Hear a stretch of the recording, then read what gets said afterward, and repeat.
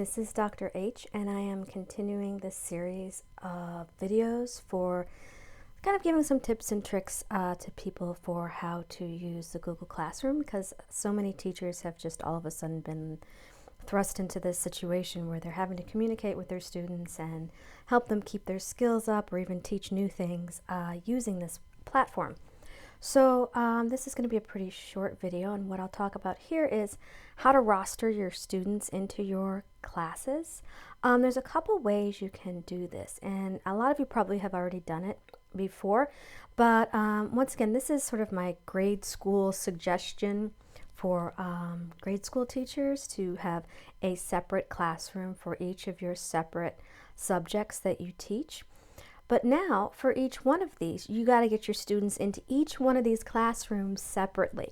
And that's a little bit more work up front, but I think it would pay off in the long run in terms of organization. And I know I keep emphasizing organization, but it really is just one of the most important things about presenting things to students in an online situation, as it is in the classroom too, really, because teachers are some of the most organized people I know.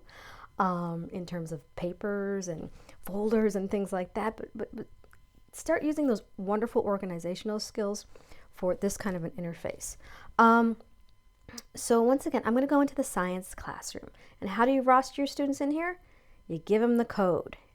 Here's the code right here, the class code, and you would email that to students, and then they would join your classroom using that code.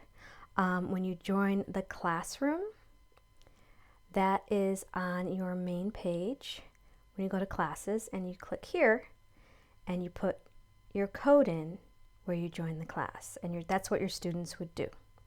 So the only thing is that if you have a separate classroom for each of your different subjects, you need your students to join each one of these classes, and each one does have a different code. So you're going to have to go get the code for each one of those classrooms and give it to your students separately. Or you just give them a list. Okay, here's all the classrooms I want you to join. Here's the codes for all of them, and that's one way for students to join.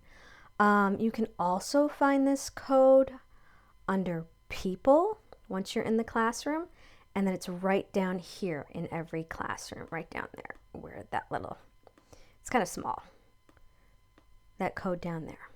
So, but you can also, the second way to add students, and you can even add other teachers too, which is great if you're co-teaching, is to add them manually by inviting students. So you would invite all your students by their emails. And then, I'm not sure what this sends because I haven't done it. It probably sends a link, and students click on the link, and then they're added to the class. So those are the two ways to add students to your class. And like I have mentioned before, this is the sort of setup I'm kind of suggesting for grade school teachers, but I put together one that I would suggest for high school teachers, because I did get a question from somebody today, and they were like, oh, I have my classroom, and I put all of my students in it, and they're a high school teacher, so now they have 100 students in one class, and they're students from all their different periods in one classroom. So I told her, I'm like, well, maybe you need to make a different classroom for each period instead. And I think that might be really obvious to some people and not obvious to other people. So here's what I would suggest. I mean, because she teaches 5 classes of the same thing every day. God bless her. I think I would get kind of bored. But this is what I am suggesting, is just separate it by period. And then your first period, the fifth, why is 5th here? I don't know. This got messed up. I don't like the way that this does this, because you have to drag them around. 1st, 2nd, 3rd, 4th, 5th. There we go. We're good. So all your first period students you would invite into this classroom. Send them the code for this for all your first period students, and then so on. So that is a way that I would suggest to organize your classes if you're teaching middle school or high school. And also, I'm going to emphasize this because it can get kind of confusing. Each of your different periods, especially if you're teaching the same thing. I've had several sections of the same exact class that I've taught, and it gets very confusing. Color code it. All right, first period, you know first period's blue. And if once you're in here a lot, you'll be like, oh yeah, I got to go to 5th period, that's the green one. And the color coding really does help. So put a different banner on each one.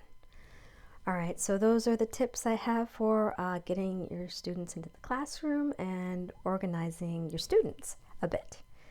All right, I'll be making some more of these. Thank you.